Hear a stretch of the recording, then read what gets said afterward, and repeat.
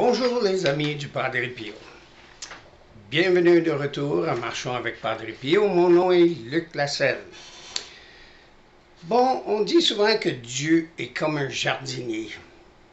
Et il arrose ses plantes alors qu'elles sont encore tendres et petites. Oui, c'est pour ça qu'il fait des miracles aussi. C'est pour qu'on puisse croire dans sa bonté, on puisse avoir quelque chose de physique ou de concret pour garder notre foi, pour augmenter notre foi. Alors, parfois, c'est pour montrer qu'un homme est vrai, un vrai messager de Dieu.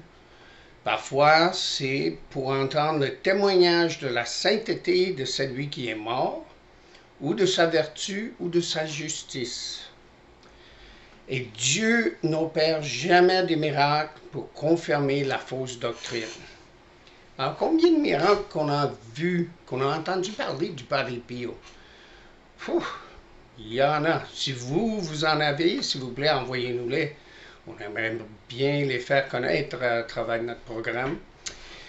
Et puis, M. Jean Goyard va nous parler de un des plus grands miracles que le Padre Pio a fait de son vivant.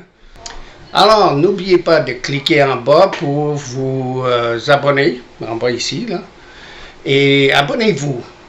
N'oubliez pas de répandre cette vidéo, n'oubliez pas de répandre la dévotion au Padre Pio. De nos jours, on en a besoin des miracles. Alors, je vous laisse entre les mains de M. Jean Goyard, notre directeur, et je souhaite vous voir de nouveau bientôt. Que la bonne Sainte Vierge et le Padre Pio vous protègent, vous, vos amis et votre famille. Merci et à bientôt. La guérison miraculeuse de Gemma Giorgi.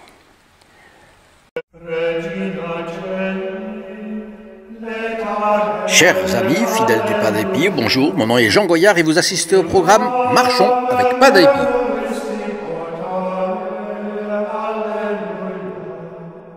Cette guérison miraculeuse est arrivée le 18 juin 1947 et on la trouve dans plusieurs biographies du Padre Pio, ce qui fait que si vous voulez vous y reporter, c'est plusieurs livres, aussi bien M. Zavala que d'autres y font référence. La petite Gemma était née aveugle, 7 ans plus tôt, donc en 1940. Et les médecins avaient expliqué qu'on ne pouvait malheureusement rien faire pour elle.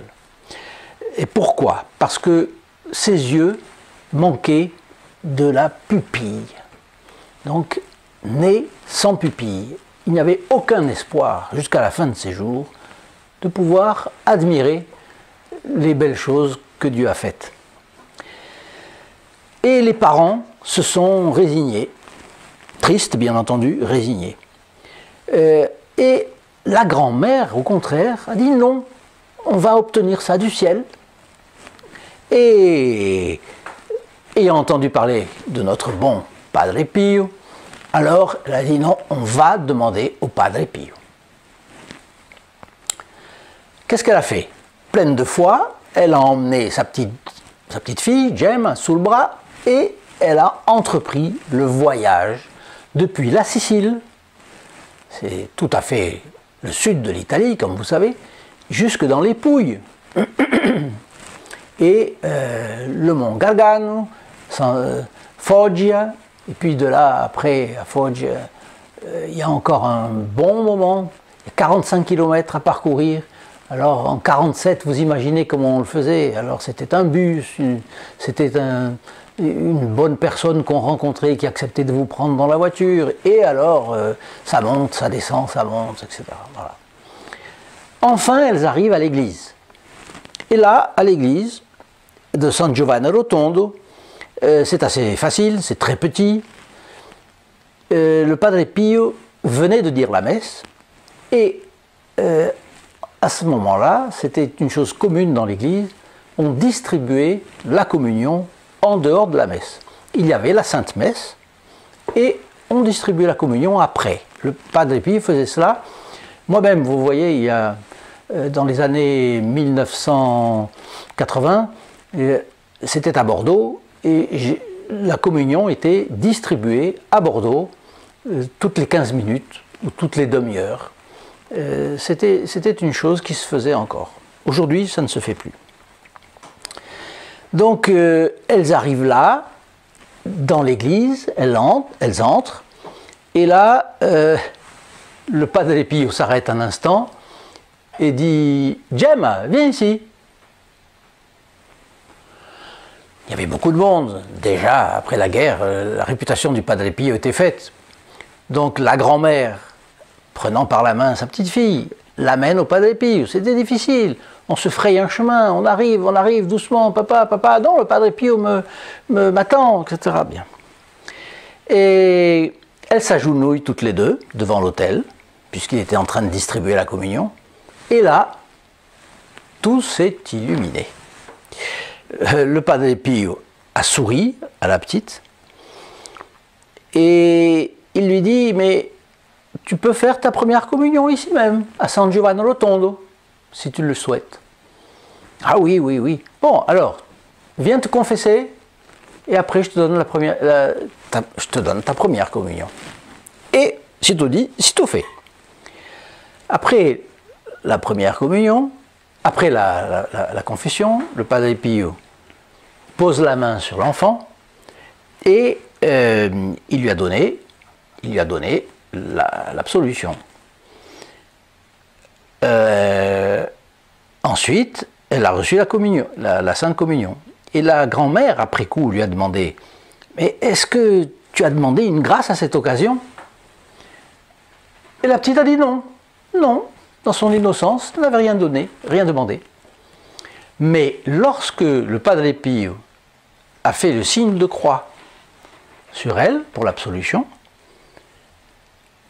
elle a poussé un cri. Elle voyait. Elle a été guérie complètement et définitivement. Gemma Giorgi. Et la médecine était radicalement incapable d'expliquer le phénomène. D'ailleurs, je crois bien avoir entendu dire qu'à Lourdes, il y a eu des miracles semblables. Mais en tout cas, là, 4 mois après, un médecin a examiné la petite de retour chez elle et lui a dit non, c'est impossible. Cette petite ne peut pas voir. Scientifiquement, elle ne peut pas voir. C'est impossible, radicalement impossible. Vous voyez, contre la science. Gemma a suivi le conseil du Padre Pio. Parce qu'au moment de la bénir, il lui avait dit que Notre-Dame te bénisse et cherche toujours à être bonne. Alors, c'est très simple, ce conseil-là. Si vous le recevez, si je reçois, oui, être bon, j'entends bien. Mais qu'est-ce que ça veut dire être bon? Et vous verrez que ce n'est pas si simple. On s'attarde à des sonorités de nos mots, en français, mais je crois que c'est dans toutes les langues, auxquelles on est habitué, mais on ne cherche pas à approfondir.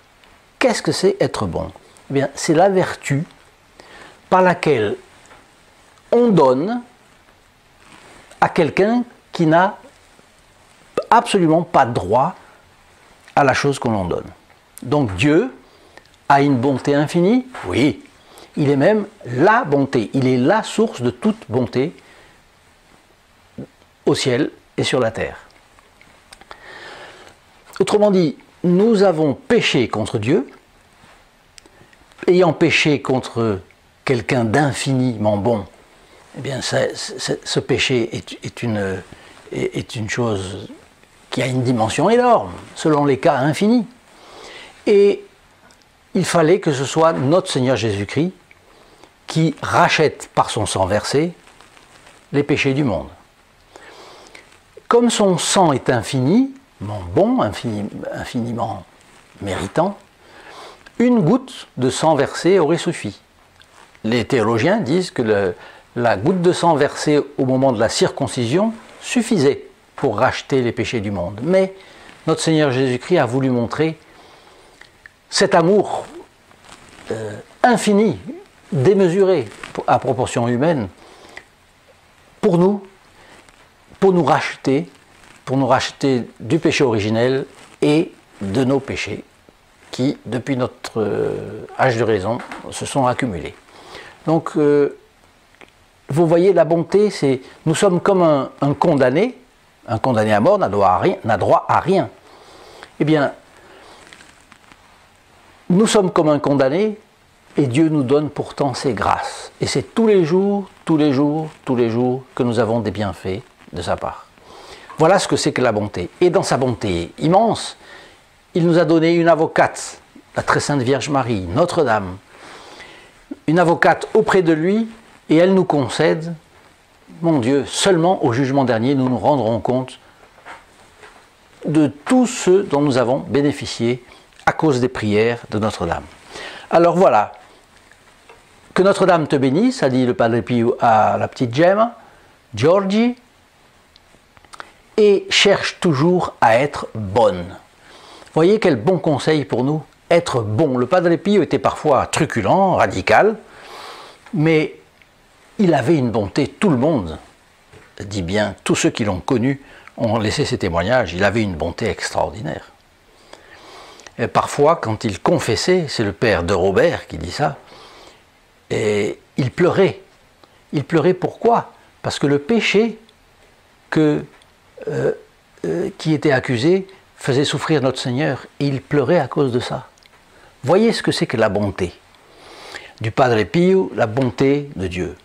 Donc, sois bonne, dit le Padre Pio à la petite Gemma. Eh bien, qu'est-ce qu'elle a fait ensuite? Eh bien, elle s'est dévouée à Messine, en Sicile, la grande ville de Messine. Vous savez, il y a eu ce fameux tremblement de terre. Et elle s'est occupée d'une organisation de laïcs, les Filles de la Divine Providence, qui avait été fondée par le père Labellarte sur le conseil du Padre Pio.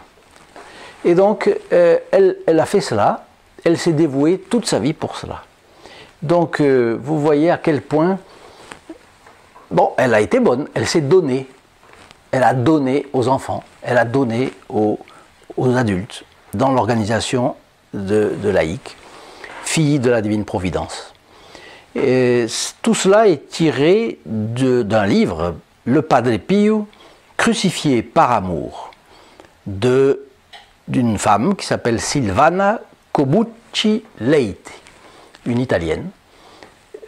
C'est toujours intéressant de citer les sources pour se rendre compte que ce ne sont pas des choses inventées, farfelues, etc. Donc, aujourd'hui, c'est un petit fait, mais intéressant.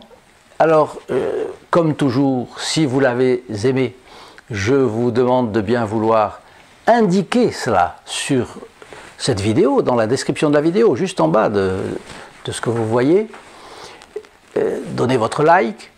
Deuxièmement, j'aimerais bien insister, abonnez-vous, parce que quand vous vous abonnez, vous bénéficiez des mérites de la Sainte Messe dite, célébrée par un très bon prêtre dans le cadre de notre programme. Toutes les personnes qui s'abonnent pour la première fois bénéficient des mérites de la prochaine messe. Elle est dite le vendredi, donc peu importe le jour de la semaine où vous vous abonnez, le vendredi d'après, vous êtes inclus automatiquement dans les intentions de cette messe. Et puis quand vous vous abonnez, apparaît une clochette. Et là, vous pouvez actionner cette clochette en cliquant dessus et vous verrez que vous pouvez recevoir de cette façon les nouvelles, ce qui est important et qui sortira dans le cadre du programme sur les pas du Padre Pio. Enfin, veuillez partager à vos amis cette vidéo parce que beaucoup de gens aujourd'hui ont des problèmes, ont des difficultés, avec eux-mêmes, avec leurs enfants, avec leurs neveux. Nous sommes tous concernés, parce qu'il n'y a pas de famille que je connaisse, que je sache. Et j'en ai rencontré énormément depuis 30 ans. Il y a très peu de familles où il n'y a pas de problème. Imaginez quelqu'un qui a des problèmes et qui ne voit pas la solution. Parce qu'à vue humaine, il n'y a pas de solution parfois. Eh bien, avec la dévotion au Padre Pio, voilà, ces personnes ont une solution. Recourir au Padre Pio, à travers le Padre Pio, recourir à Notre-Dame. Et là, le ciel s'ouvre. Si vous avez aimé cette vidéo, partagez-la s'il vous plaît. Et puis, je vous dis à la prochaine fois. Que le Padre Pio vous bénisse. À très bientôt. In nome del Padre, del Figliolo e dello Spirito Santo, e così sia. Sia lodato Gesù e Maria, oggi e